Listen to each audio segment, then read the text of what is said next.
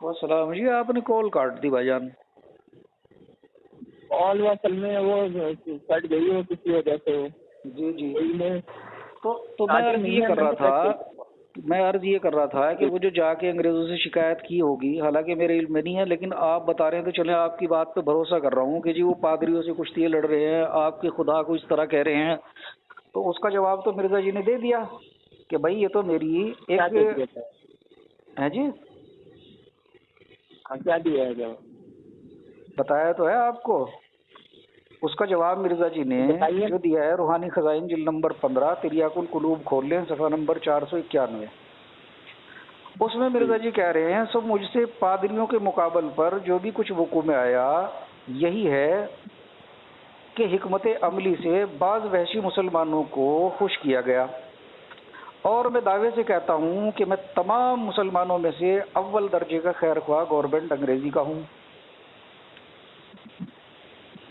यानी ये जो मिर्जा जी ईसाइयों वगैरह से कुश्तियां लड़ रहे थे और जो मुंह की खा रहे थे, इसकी वजह बता रहे हैं कि भाई मैं तो इसलिए कर रहा हूँ ताकि इन्हें खुश किया जाए। भाई बेचारे गलत खा रहे थे, ये आपने बता दिया, मुंह की खा रहे थे। हाँ मैं बताता हूँ, ये तो आपने बड़ी अच्छी बात है। मैं बताता हूँ उसका क्यों खा रहे हैं मुंह की। आप सबूत लेना जी मुझसे। उसकी वजह यह है कि जब मिर्जा जी बेबस हुए तो उन्होंने अब्दुल्ला आतम से उनकी एक कुश्ती हुई थी, उसमें उन्होंने उसकी मौत की पेशगोई कर दी थी। अच्छा जी। और एक जो उससे मुबाहिसा हुआ था उसमें मिर्जा जी के कुछ खानदान के लोग जो थे वो ईसाई हो गए थे।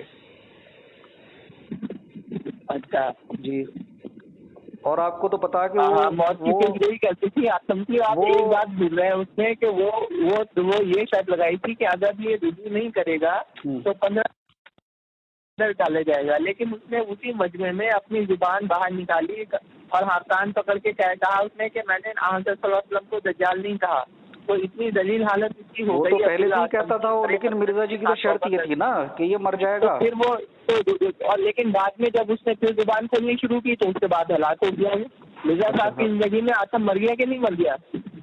हाँ, अगर मिर्जा जी ना कहते तो कभी भी ना मरता, आपके और हमारे बीच होता, आज भी जिंदा है। तो मिर्जा जी ने बड़ा काम किया कि वो मर गया।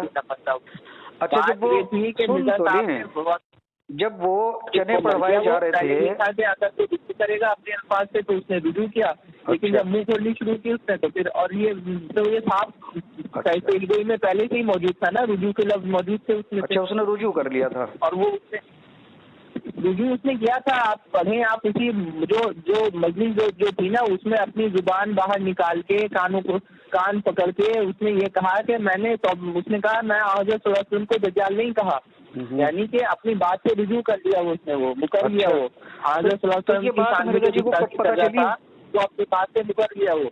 ये बात की वजह से उसने थोड़ा सा फायदा उठा लिया, थोड़ा जी गया वो। ये बात कब पता चली मिर्जा जी को? ये मिर्जा जी को तो पता, ये लगता है आपको नहीं पता चली। मिर्जा साहब के साथ जो मौजूद थे उन सबको पता चली। उनको भी नहीं पता चली। आप झूठ बोल रहे हैं, आप झूठ बोल रहे हैं। सुने तो प्यारे दोस्त, मेरी बात तो सुन ले। मैं कह रहा हूँ कि मिर्जा जी को भी नहीं पता चली, मिर्जा जी के मुरीदों को भी पता नहीं चली। क्यों?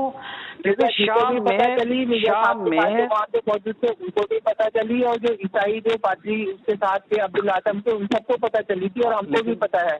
आपको नहीं पता, ये आपको पता करने नहीं चाह रहे। मुझे बता तो दें। मेरे जहन में तो एक वाकया है, आपकी किताब में लिखा हुआ है कि जब रात हो गई और वो मुकर्रर तारीख पे नहीं मरा शाम को, तो मिर्जा जी ने कुछ सूरत